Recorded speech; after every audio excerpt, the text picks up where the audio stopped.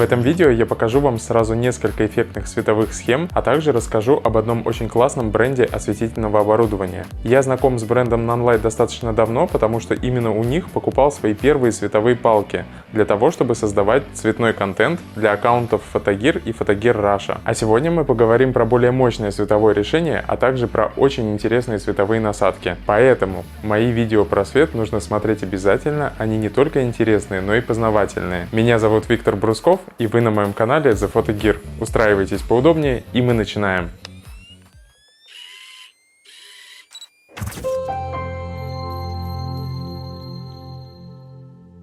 Герой моего сегодняшнего видео — это вот этот источник, достаточно портативный, как оказалось. Это постоянный источник LED света, который называется Nanlite FS200B. B означает, что он биколорный, то есть он может изменять свою цветовую температуру и светить либо холодным, либо теплым светом. И его мощность 200 Вт, что делает его достаточно мощным и универсальным. То есть его можно использовать как для фотосъемки, так и для видеосъемки. Мощности здесь с запасом.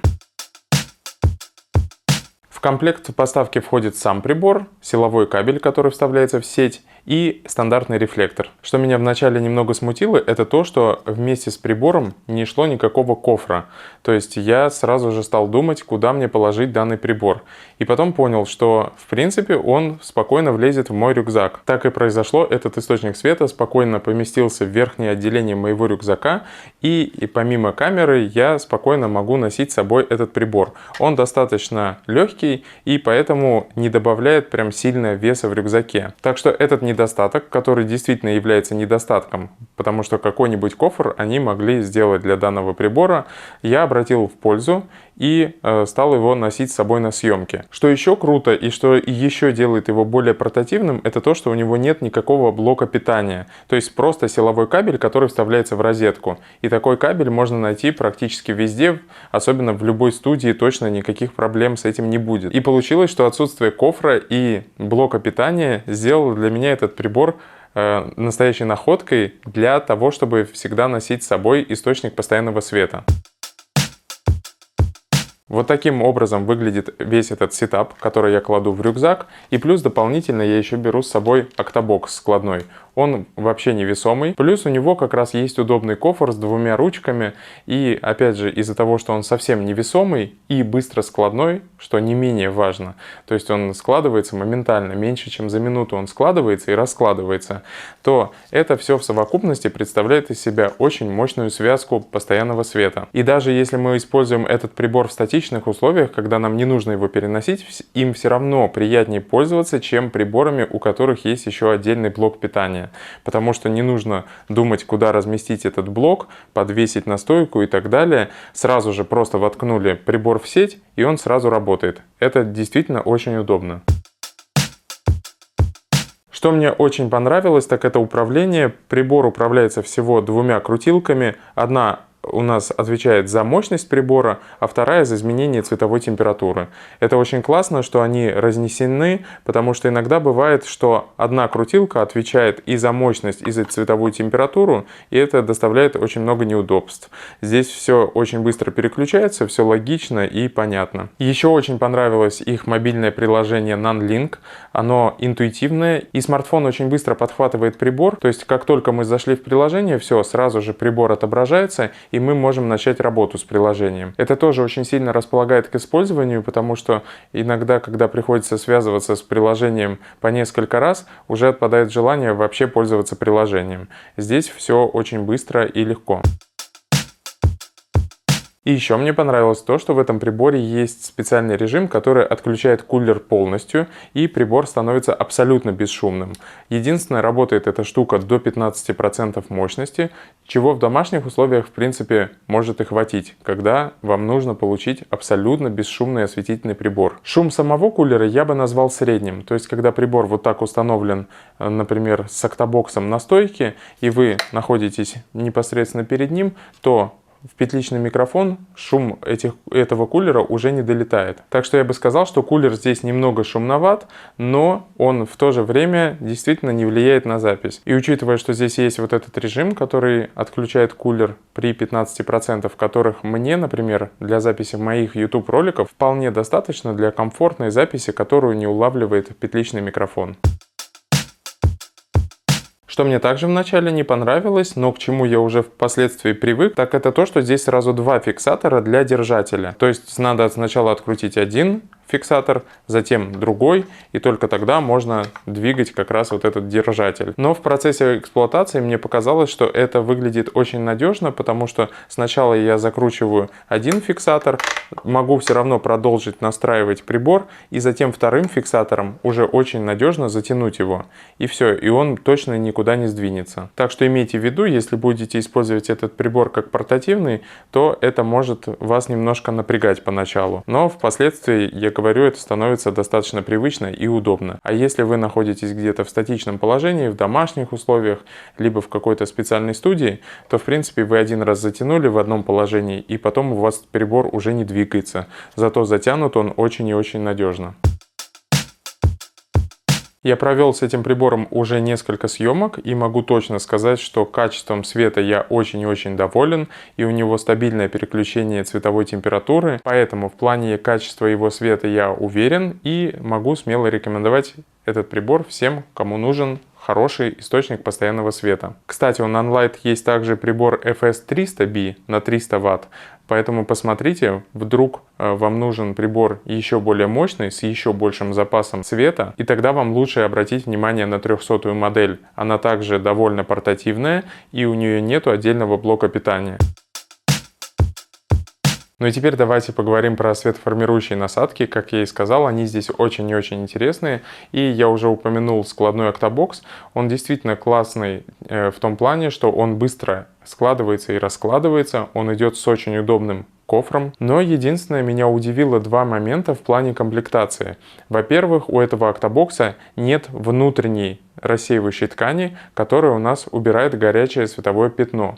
Вместо нее здесь две ткани, которые одеваются на переднюю часть октобокса. Так вот, как оказалось, одна ткань отвечает как раз за рассеивание света, а вторая убирает это самое горячее пятно. Причем намного эффективнее, чем те октобоксы, в которых эта ткань находится внутри. Горячим пятном называется центральная часть любой светоформирующей насадки рассеянного типа, когда в центре она светит ярче, чем по краям. В данном случае у нас свет рассеивается равномерно и идет таким равномерным полотном. И второе, что меня удивило, что в комплекте с октобоксом не идут соты. И именно поэтому даже сейчас, когда я записываю себя, я отвернул источник от фона, потому что у меня нет сот. А соты нужны как раз для того, чтобы изолировать источник освещения, например, от фона. И вот если нету сот, как в данном случае, то как только я поверну источник освещения к фону, то сразу же цвет у меня на фоне станет менее насыщенным. А я этого не хочу. Именно поэтому я отвернул прибор от фона, он как бы светит на меня, но не попадает на фон. Так что учитывайте этот момент, сот в комплекте нет, видимо, их нужно докупать отдельно, потому что само крепление под соты на самом октобоксе предусмотрено. Быстроскладной октобокс — это одна из лучших светоформирующих насадок, в данном случае это 90 см в диаметре и довольно большую площадь имеет этот октобокс, а значит дает довольно мягкий свет. Так что если хотите получить красивый источник постоянного света, как для съемки фото, так и для съемки видео, как для съемки на камеру, так и для съемки на смартфон, то вам точно нужно обратить первым делом внимание на вот такой складной октобокс. Чем еще хорош октобокс, в отличие от софтбокса, что он дает кругленький блик в глазах. И выглядит это довольно красиво и естественно. А теперь давайте перейдем к вот этой потрясающей насадке, которая сначала меня обескуражила своим тяжелым весом, особенно в родном кейсе, в котором она поставляется. То есть конструкция кажется сначала неподъемной. Но потом, когда я попользовался этим светоформирующим инструментом, я готов ему простить весь его вес. И в данном случае получается так, что я креплю не насадку к прибору, а прибор к насадке, потому что она значительно тяжелее, у нее есть специальное крепление для стойки, и, соответственно, мне не нужно устанавливать на стойку прибор, я устанавливаю в данном случае насадку, а затем креплю к этой насадке прибор. Очень удобно, когда под рукой есть розетка, которая до этого постоянно фигурировала в кадре. Итак, эта штука называется проекционная насадка, и она обладает просто безграничным количеством творческого потенциала внутри. Первый и самый важный момент — это то, что внутри этой насадки есть оптические элементы, то есть там находится группа линз, и по сути это своего рода объектив. Эта насадка как раз нужна для того, чтобы фокусировать нам свет. Причем устроена она таким образом, что она не поглощает свет, а наоборот увеличивает его силу. И поэтому если включить прибор даже на 5%, все равно она светит очень и очень ярко. В отличие от обычных оптических снутов, которые наоборот поглощают свет, и мы теряем значительно мощность. Здесь все наоборот. Мощность у нас увеличивается, поэтому даже если мы установили не очень сильный осветительный прибор, или даже если мы установили сильный осветительный прибор, но светим всего на 5-10%, все равно свет очень и очень яркий. Второе преимущество данной проекционной насадки заключается в том, что даже без масок Гобо из нее можно формировать геометрические фигуры. Изначально она выдает круг, как только мы открыли все 4 стороны. Дальше можно сделать себе квадрат, треугольник, полоску, тонкую полоску, очень тонкую полоску. То есть уже изначально радует тот инструментарий, который дает эта насадка. Но как только мы добавляем маски Гобо, мы существенно расширяем этот инструментарий, и все, и можем делать вообще абсолютно любые фигуры.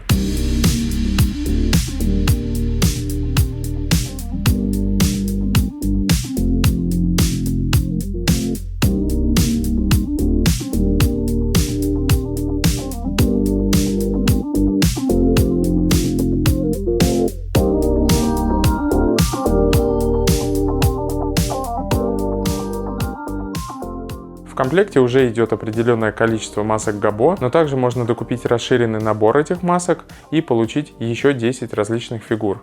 Но мне и этого не хватило, поэтому я заказал на Авито лазерную резку по металлу, и мне сделали мои кастомные маски Гобо. Я сделал себе 3 дополнительных маски, 2 из которых я использовал на съемках и одну для записи своего YouTube видео. На съемке я использовал цифры 21-23 и изображение города.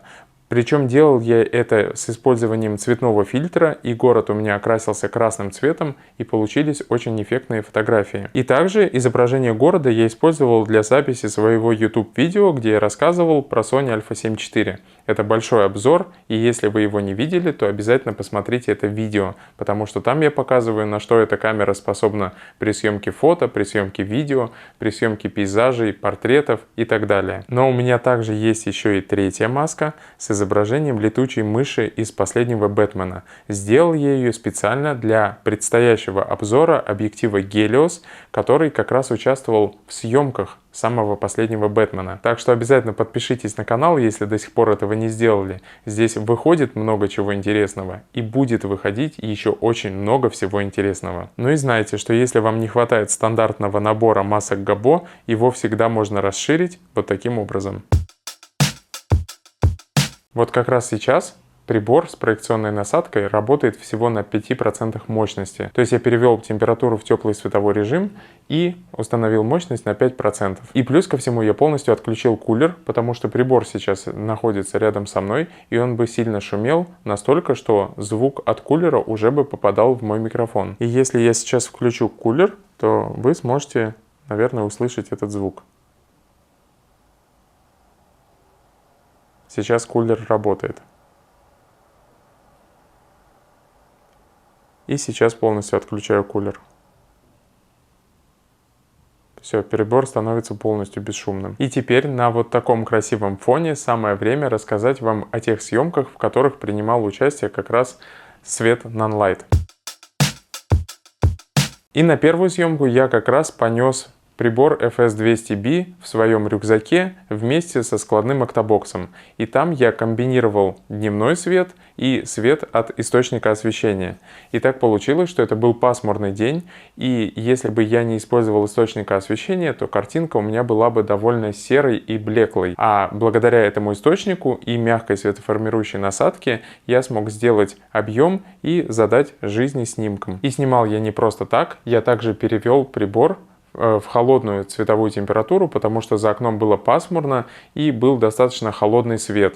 И таким образом я скомбинировал свет за окном и свет от источника. Оба у меня уже светили холодным светом. И когда я переключил также и в камере цветовую температуру в 6500 кельвинов, то у меня вся картинка стала ровной и хорошо освещенной, как будто у нас хороший дневной свет светит из окна. Но у нас была серость, холодная за окном, пасмурная погода, и ничего красивого там без источника освещения не было.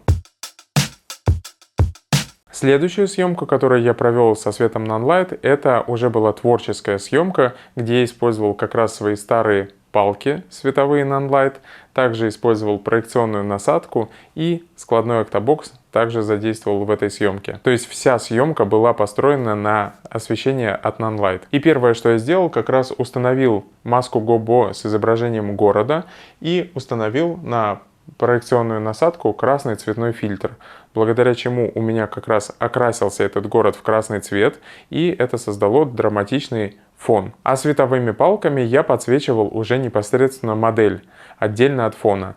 И у меня был один рисующий источник освещения сбоку, и второй источник освещения я расположил на стойке журавле сверху, чтобы он создавал такой контровый свет и добавлял объема снимку. И вот что из этого получилось.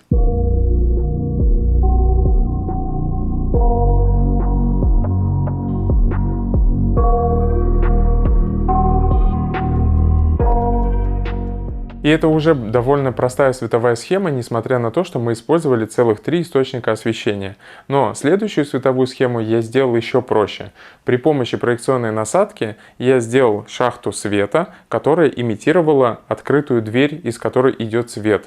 И все, это уже выглядит эффектно, хотя мы используем всего один источник освещения. Какой классный инструмент, вот эта проекционная насадка, что даже без масок GoBo я смог сформировать световую дверь и поместить в нее модель, как в световой портал. А затем я уже добавил световые палки для того, чтобы добавить немного цвета в тенях, и это тоже выглядело довольно классно. В следующей световой схеме я также использовал свет проектора. То есть проектор просто светил на модель, плюс дополнительно на модель светил вот этот складной октобокс, внутрь которого я установил зеленый цветной фильтр. И также установил световую палку в зеленый цвет и поставил ее как контровый источник освещения.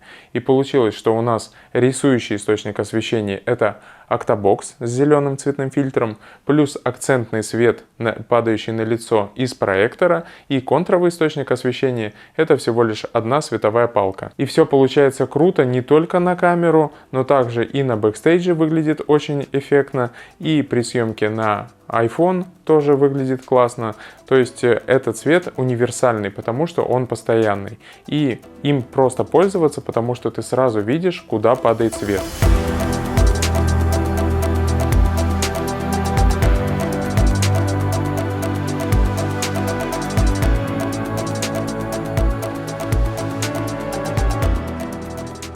Ну и самая сложная световая схема в этом дне была, когда мы добавили еще и фонарики. То есть я использовал октобокс, использовал проекционную насадку, использовал световые палки и плюс дополнительно обычные фонарики, которые благодаря дыму, который мы напустили в студии, добавили объема и световые лучи. И несмотря на то, что в этой световой схеме участвовало очень много источников освещения, пользоваться ими было достаточно просто, потому что мы опять же видим, куда падает весь этот свет.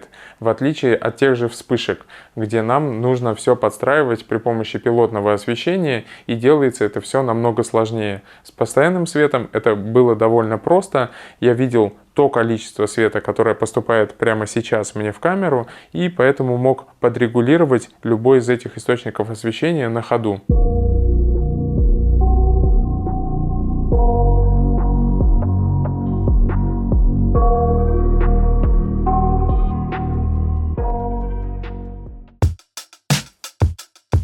Ну и была еще одна съемка, в которой я использовал FS200B и вот этот складной октобокс в качестве портативного источника освещения, который я привез с собой в студию.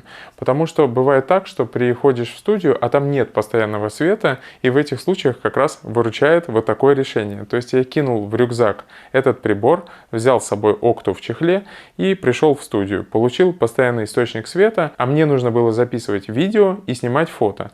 И поэтому я записал видео-визитку для актрисы при помощи этого сетапа. То есть у меня участвовал всего один источник освещения. И на этой съемке я как раз уже не отключал кулер, потому что шум от этого кулера не попадал в микрофон в петличный, который был установлен на актрисе. И благодаря тому, что октобокс дает мягкий равномерный свет, достаточно всего одного источника освещения, чтобы записать красивое комплементарное видео в качестве видеовизитки. Здравствуйте, меня зовут Сабина Болясова.